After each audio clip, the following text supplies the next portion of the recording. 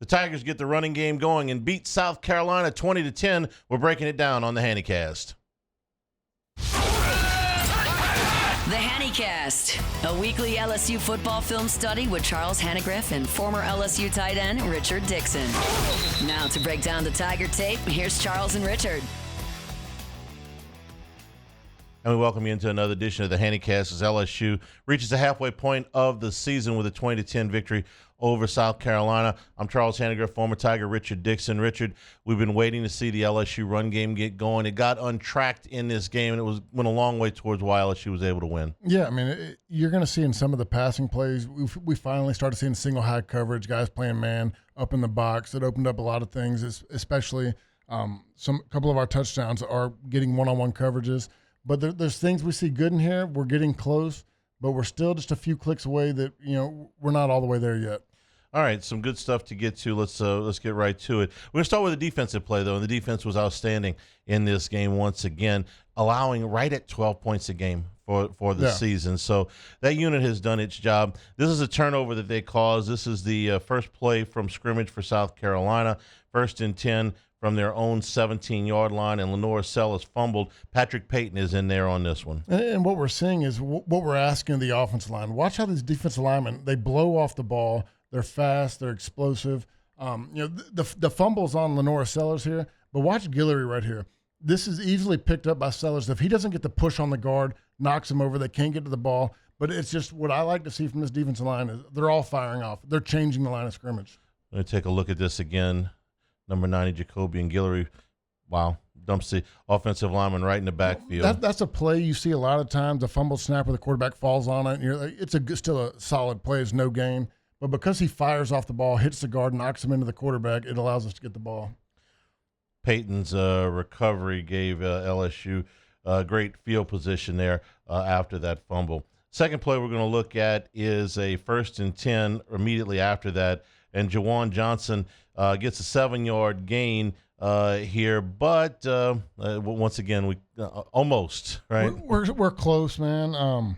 What I like to see, if you've been watching along and watching a lot of these films, where we've struggled a lot is our combination blocks, double teams, guys working together. And this is one where, I mean, God dang, Eccles does a hell of a job. They throw the center, they throw the nose tackle, they allow a lane. What's 30's name? First time I feel like I've seen him back here, but he's close right now. This could have been a walk-in touchdown. They slam the guy over. Bad hat placement on 30, but it's still a 7-yard gain on first down. Go back to the tight view. I just want you to see, hit pause real quick. This is dominant right here. Look at Eccles and 61. That is how you get this. This where I'm going to get frustrated. This is 3rd and short, 1st and short. That's what you're looking for up front. Now, I want 71 to just go hit somebody. I feel like he's still questioning on who he's got, who he's supposed to go. I think if he just, plays a little looser, hit the guy in front of you, we might walk in for a touchdown right there. Both of them went right by If you watch his hat placement, I mean, this is something he's got to know. 30, this is inside run. Your head's never going to the outside. So when he does this block right here, if you watch his head, he leans outside, bad placement. You got to know where the ball's going and where to put your hat. Here's a wide view. But let's just start with what the positive is. Yeah. The guard and center right here, him throwing him over, shoving it, that creates the lane. That gets you those 3rd and short yardage. So it does go down as a 7-yard gain to open up there on that drive. We're brought to you by Cina in Hammond, heart of downtown Hammond. Cina, an upscale Italian restaurant serving traditional dishes in contemporary fashion, inspired by the abundance of fresh local produce and the ways of old. Cina, creating a unique dining experience. Their goal is to use local ingredients and delicious recipes to create an exceptional dining experience, while also providing a fresh and inclusive atmosphere that can be enjoyed by everyone in the heart of downtown Hammond. Cina.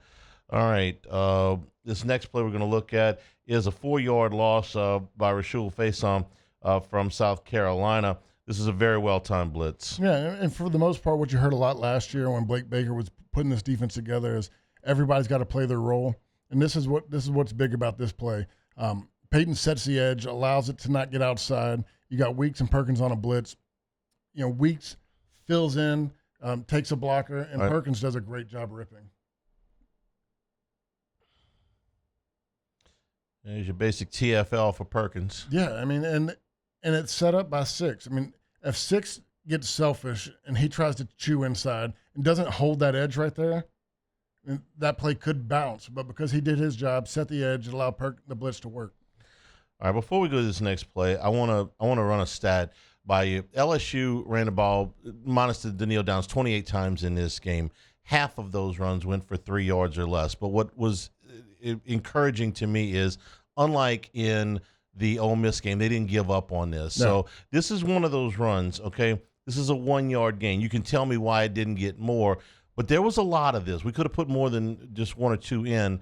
This is what they had to keep after to eventually break some later in the game. What it does is it makes the defense have to keep changing.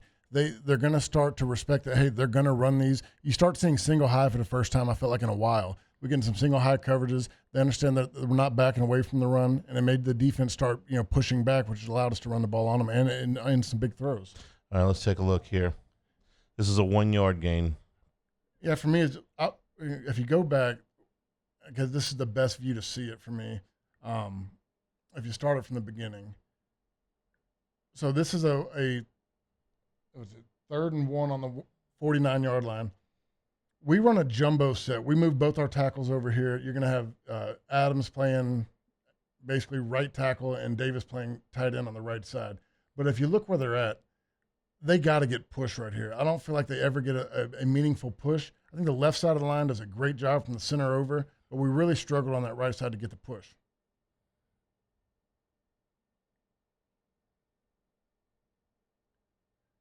I mean, they started at the 49, and the play ends, and Adams is 5 yards backwards. All right. When you set the all right, let me stop this. Where you tell me what they're trying. Okay, set it up. What are you trying to do here? This is an inside to expand. You're going to see the is it fullback kicking out. These are power base blocks to get up on them. You're trying to get 1 yard. This is a 1 yard play. I think Durham's got to have a little bit more patience. I understand why he bails on it. It ends up opening. There's an A-gap hole right here that he probably gets the first down and no one's questioning it. But because the slow play and it's a little bit cloudy, he bounces outside where he's got no room.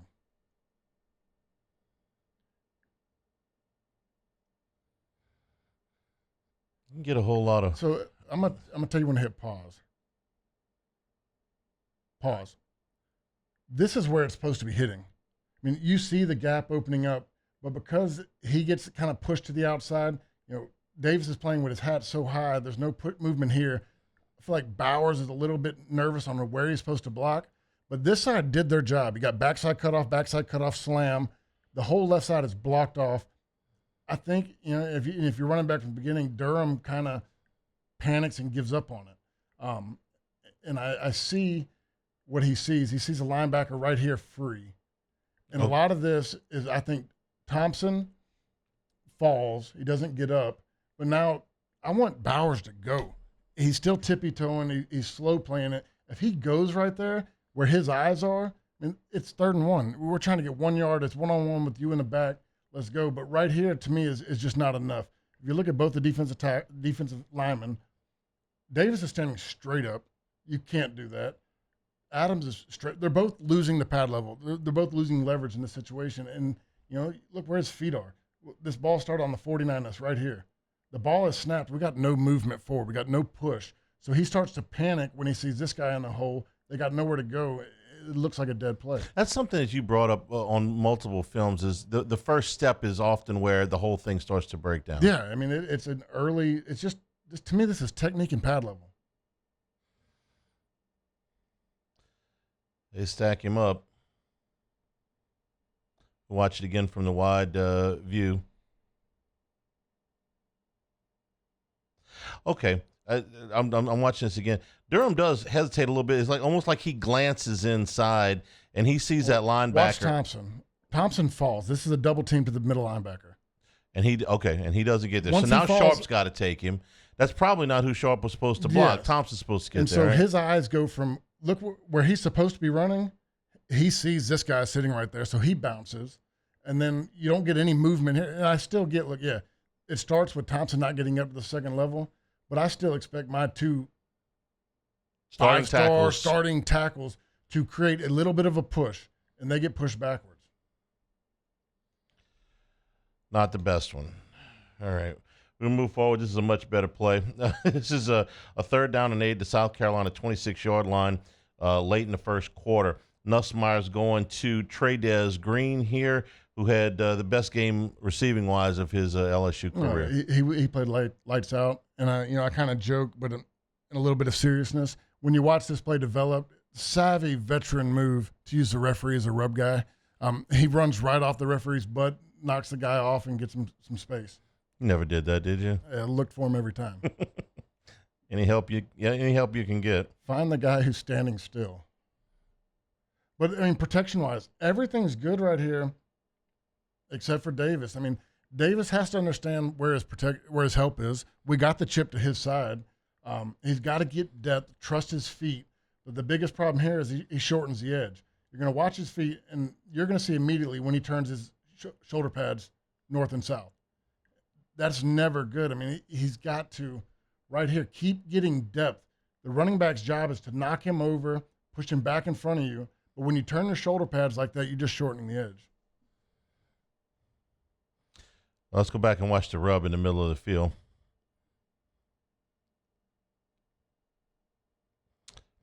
Nice pick by the ump. Savvy vet move right there. You got to understand what a referee is. Now, the rest of the protection is good enough because Nussmeier's got the ball for a while here. I mean, watch. There's a pass off. Look, nobody started back because I forget. We've been talking about defensive linemen looping on us because we've struggled with it so much. No one's going to stop doing that, but we handled it well. Everybody picked it up. You're going to watch the D tackles loop. It's well passed off. I think Eccles does a good job with his hands. Everybody stays there, but it's just one time of Davis having bad pad level and pad leverage that he shortens the edge on him. Seemed to me that Eccles had a pretty good game. Eccles played really well. There was a couple problems he struggled with, but as far as just what I said in pregame and postgame about having the mentality, trying to fight somebody and push them around, he brought it. Look, I understand he ain't going to be Alan Faneca in a week, okay, no. But I thought he did some nice job. We're brought to you by the Capital Area USSSA baseball affiliate, hosting events for all skills and levels. USSSA hosts league play and into rec all-star divisions, AA, AAA, and major league level state and national events. Exciting events lined up for the rest of the fall and into next spring. For more information, call Lane Petrie at 771-9095, 225-771-9095. All right, this next play was the long run by South Carolina. Fuller gets for 72 yards. This was the one time that South Carolina got over. Yeah, I'm going to say the Weeks get 2/3 of this one. Witt's coming on a blitz, gets washed. You can't allow them to wash you through the hole like that. You got to understand what you're doing.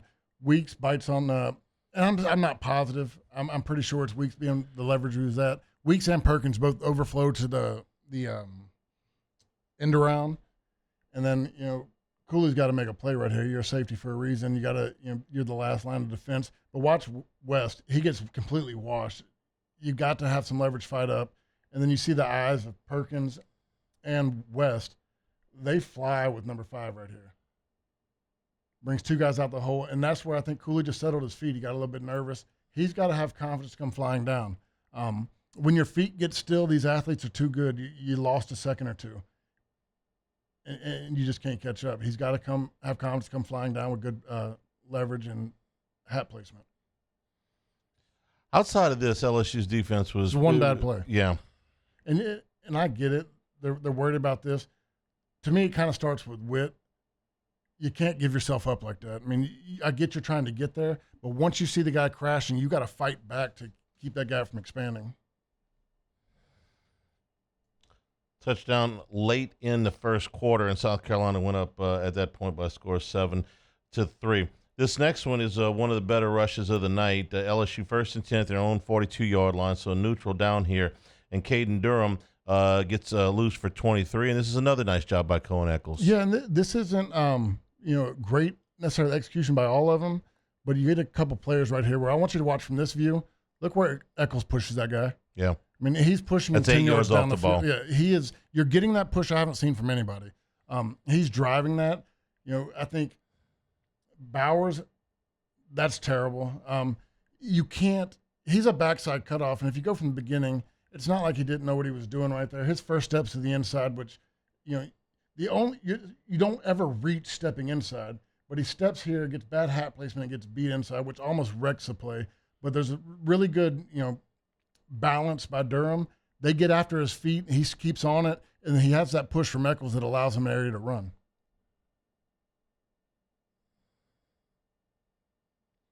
And so this is I did make a note on this one because I almost want to get mad at Thompson right here. I'm almost positive this is defensive holding because they have a good push right here. They get a good double team. He tries to get to the linebacker. I'm pretty solid as defensive holding that prevents him from getting the next one. The way he spins off of the around, yeah. He had a hold of him, wouldn't allow him to get off. Because Thompson's been pretty good at those combination blocks and getting to the next level. And when I saw that, first step is Bauer Sharp gets killed just with bad hat placement. But then when you see that, he gets spun around, pretty obvious that the defensive lineman had his hands on him. We're brought to you by Marucci, from a backyard shed to the top of the game. More than just a baseball bat company, a legacy built on passion and precision. 2 decades of crafting the finest wood, metal, and leather in the sport. Here to help you run the game at MarucciSports.com. And don't forget the Hitter's House, 5801 Segan Lane and 1801 Airline Drive in Metairie. Members get 24/7 access to the members-only cages, bullpen cage reservation opportunities, and a 15% discount at the rental store, at the rental properties. Go to MarucciSports.com. Got really good hats for big guys. Yeah, okay. These big 3X hats are perfect. What's the P for again? The Pelicans. We're a that's Marucci right. organization, and they make some of the few hats that fit my head. I knew that. That. This next one is a touchdown pass from Garrett Nussmeier to Trey'Dez Green. You like the design here, and they're back in the. Well, they get eventually into the star, which has been a hit pause right here. All right. Do you see a receiver on the field other than Green / tight end? I think it's very savvy. I mean, this is a look you're not expecting anything other than a power run. You got 4 tight ends technically on the field right here. Nobody out wide. Tight bunch. And this is first and goal. This is first and goal. This is what we would call goal line package. But when you have a guy like Trey'Dez Green that you can pull out this goal line package, you're going to bring in an extra defensive lineman, probably a heavier linebacker, and then they explode the star and get everybody matched up one-on-one. I mean, it's unfair. I don't know why we haven't seen a lot of this. The first game we saw the touchdown on this. All right, we did this against Clemson, right? Yeah. You can either be outnumbered at the bottom, or you can go in single coverage at the top. Yeah. And that's what Clemson chose to do, and LSU scored a touchdown. That's what South Carolina chose to do, and LSU scored a touchdown. It's unfair at this point. Look at the corner, or I think he's a safety's leverage. You're taught right there to take away the slant, but when you got a guy that's 6'7", as long as there's a good throw, there's nothing they can do. LSU hasn't shifted into that formation before. They came they right out. They did earlier, but not with the 4 tight ends. They did it with receivers. The last time I saw this, I want to believe that we had 2 tight ends in. Okay. But this was the first time we went from like a heavy goal line set and exploding into that formation. Okay. If you are South Carolina, what would you do with this safety in the middle of the field? Or that may be a linebacker, but this cat. This guy's got to be playing back to the middle. I'd put 17 over here to protect the slant, and I'd put the corner over the top. I would push everything back because you got numbers right here. You don't need anything. You got an extra hat. You got 1, 2, 3 for the blockers, 1 to fill for the run. I would push him back to the middle, slide 17 over to play. Because if you look at the corner, the way his leverage, he's taking away the slant. They don't want, what most are going to do. That's a big gap in the field right there. But I would slide 17 out to take away the slant, put the corner over the top, and try to force it to even be a better throw. Because if 17's going to play there and he doesn't take away the slant, yeah. Green's got the option to go. Yeah. So at this point, you gave him the back corner of the end zone. It's a tougher throw, but Nussmeier makes it here. It's not as tough when he's 6'7". I mean, true story. You just throw that thing high. Trey'Dez with a big game. We're brought to you by Bayou Apparel. If you're looking for anything LSU, go to everythinglsu.com. Made by locals, shipping from Baton Rouge. It's one of the few local LSU official licensees. Bayou Apparel offers the highest quality products. They'll showcase your brand, whether it's established or new. Bayou Apparel design expert will help you create eye-catching designs that fit your company's message. They do logos, event T-shirts, and promotional items for your business. You can call 928-9090, or you can go to everythinglsu.com. Bayou Apparel. This next play is a nice play.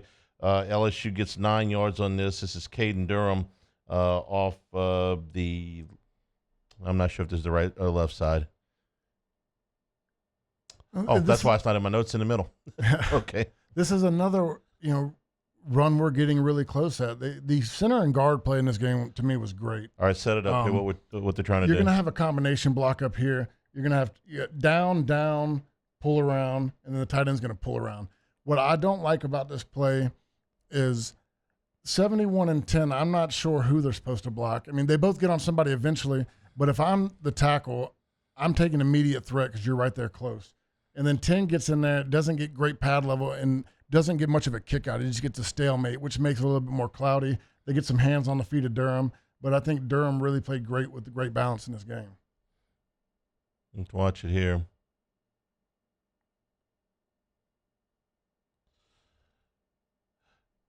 Looked a lot better from the side.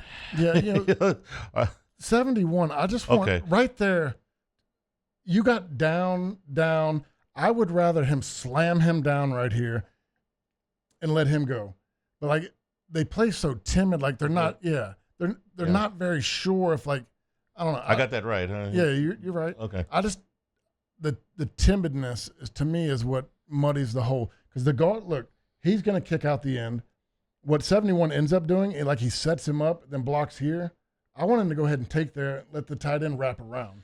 He's got the angle here. Yeah. He's got the angle here. And if they both make these blocks, Sharp can get through the hole and block this guy.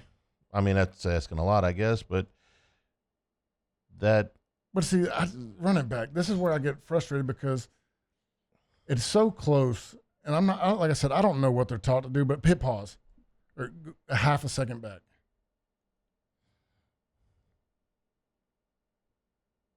Now, right there, where's Adams' eyes? I think it's on this guy. And, like, to me, that makes the most sense. He's the immediate threat. Let this clear out. Sharp's coming around. He can be clean up, spill up, whatever comes around.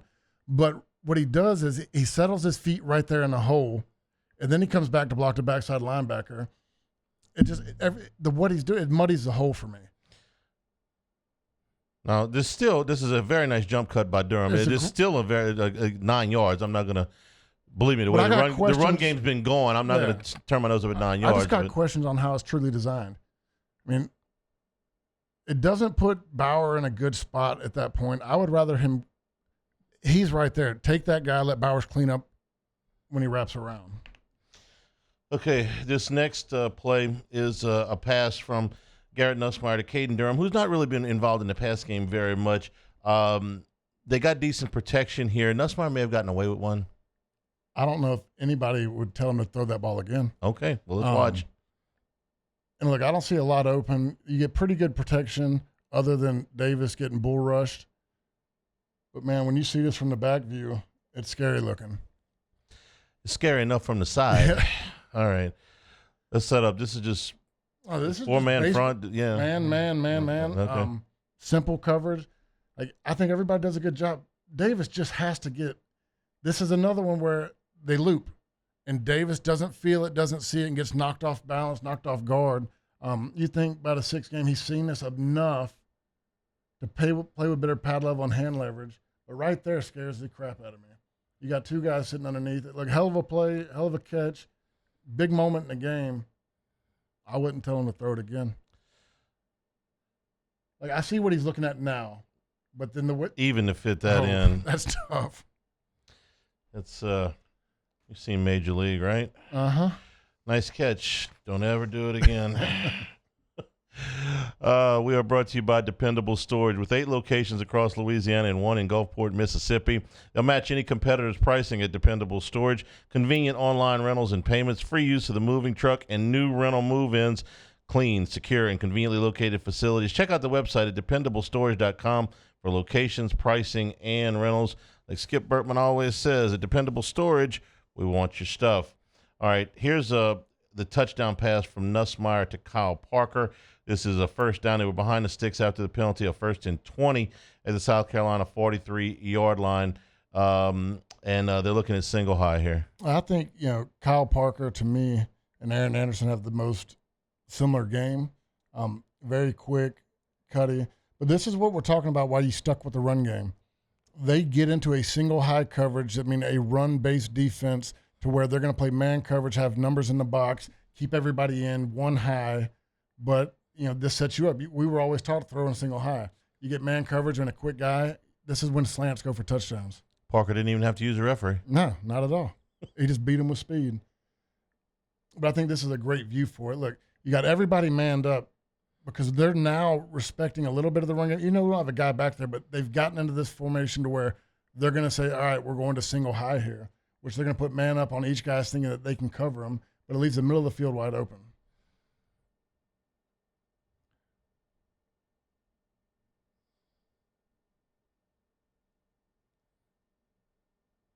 To the end zone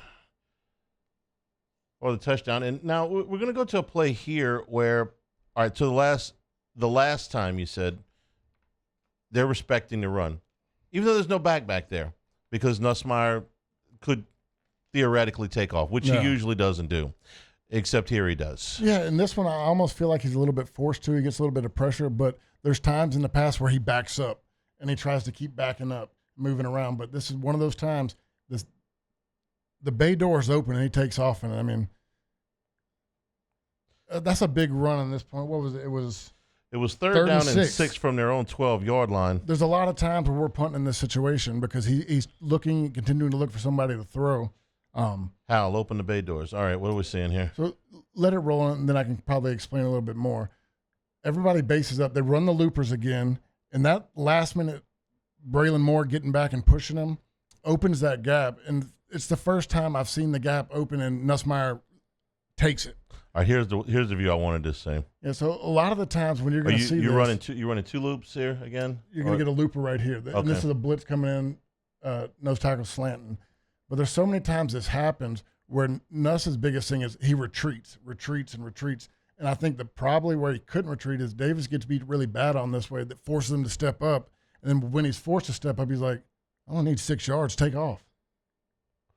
Yeah, put a lot of room here. All right, let's watch the pressure off the right side, though. Yeah, this is what scares me because I don't know in this situation if Davis gets a good block, Nussmeier probably continues to look. But in some of these situations when it's a 3rd and 6 and they're going to run man coverage like that, you just got to take it and get what you can get.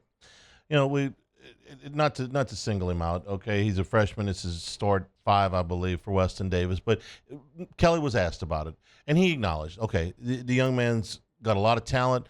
There are some things that he's struggling with right now. Are you going to make any kind of change up front? We've talked about this on the Daily Show. They have said, no, this is our guy. So now this is about teaching him these techniques and him refining these techniques, and you'd hoped he would be a little bit further along, but they have been patient. It's not like he didn't make any good plays in the game, but there's some stuff that he's got to work on. When you look at Weston Davis, he looks like a prototypical first-round tackle. He's tall, he's athletic, thin, moves pretty well. But to this point, it's just he hasn't refined the technicalities of the game of playing with a lower hat, using his hands, understanding, when a guy leaves, somebody's replacing. I mean, and that's the biggest thing that, try to teach young kids is nobody runs away from you to make your job easier. They run away from you to get your eyes somewhere else because somebody else is coming. And that's just some of the things that he's got to pick up on. All right, let's take a look at this play. This is the longest gain of the night for LSU. Late in the third quarter, first down from their own 33-yard line, and Jawan Johnson gets loose for 56. Best play of the season for me. I mean, it's the first time I've seen all 5 guys get their blocks. First time it's well executed. We're not talking about everybody did it except for this guy or could have been better. No, this was blocked perfectly. Everybody got their job done. I give everybody an A grade on the blocks. The biggest thing, you'll see it a lot better from the backside.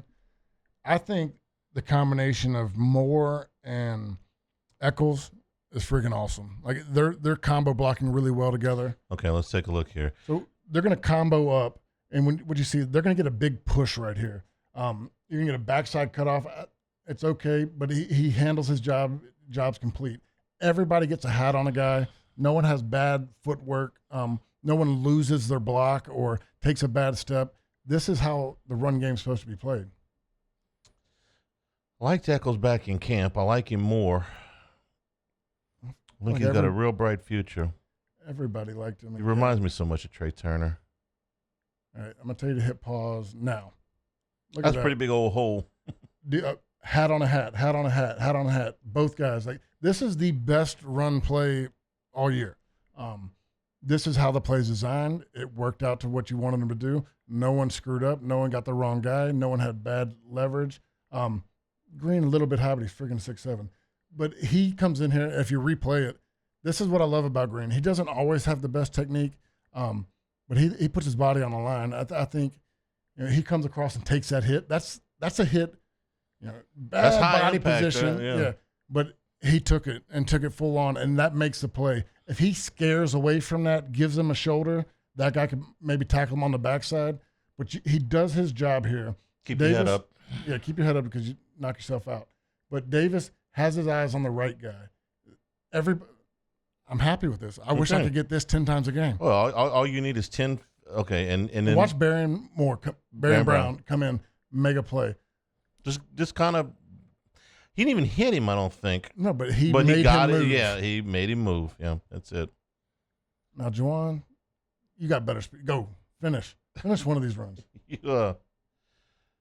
So you like that? All you want is 10 more of that, right? 10 more. 56 yards. 560 yards rushing would be really good. I get one more. I mean, this is the happiest I've done ending a film study.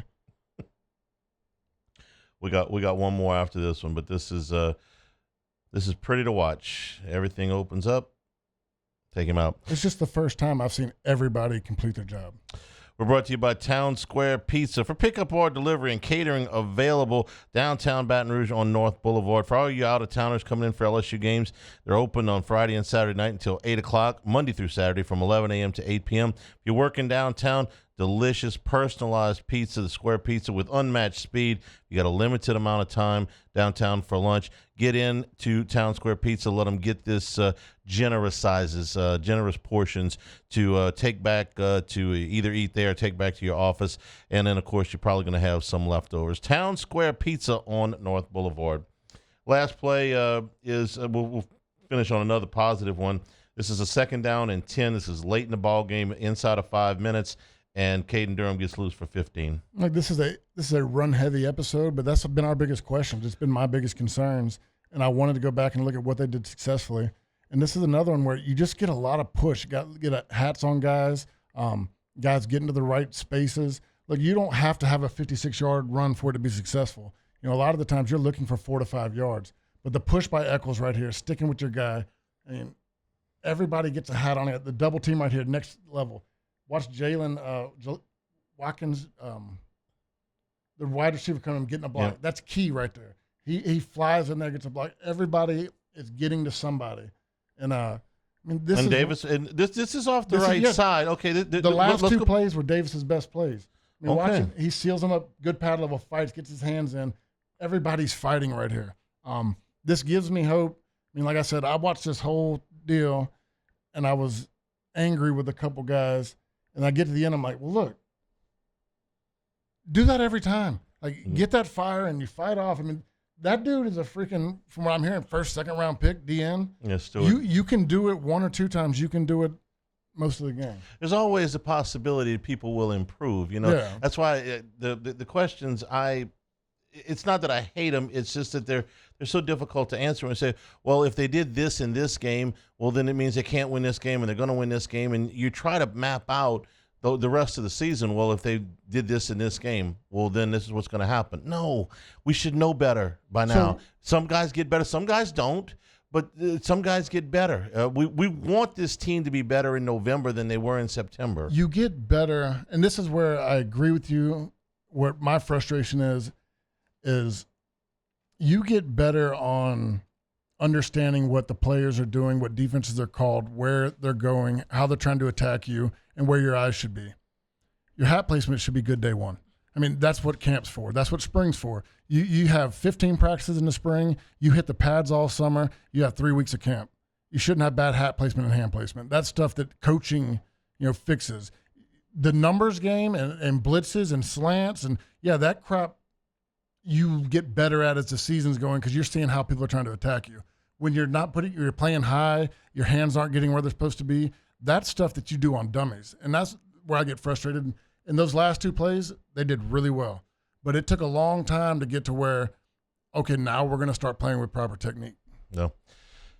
You got a tall task this week because Vanderbilt is very good. No. This is not a one-man operation. This is not just Diego Pavia. You know LSU history better than anybody that I know. When was the last time Vanderbilt was a favorite against LSU? Never. Oh, the 40s. But in the modern day, never. In fact, you got to go back over 50 games where they were favored against anybody in the Southeastern Conference. And even further than that, there's a dispute about whether they were favored over a ranked team in the 70s or not. I'm not making this up. But this is unprecedented. No. And, the stats I looked at today, we understand what Diego Pavia has brought to that program, a little bit of a swagger, and, a rising tide lifts all ships. It's helped everywhere. But this is a very good line of scrimmage team. They have when I look at stats, it's rush defense and rush offense. Okay, that's line of scrimmage stuff. They're better in the rush offense and better in the rush defense than both Alabama and Georgia. These are the two teams that are widely considered as the most physical and the most dominant the line of scrimmage. That's why over the last 15 years they've been the two best programs, is because up front they've been better. Well, Vanderbilt's numbers through 6 games are better than either one of them. So that ought to tell you it's not just a quarterback. It's going to be a big task for LSU. You can't let the early start get to you. This is going to be a tough game. Yeah.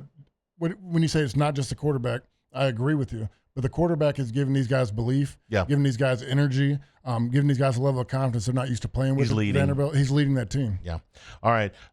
Thank you for checking us out this week. We'll be back next week with another version of the Hannycast.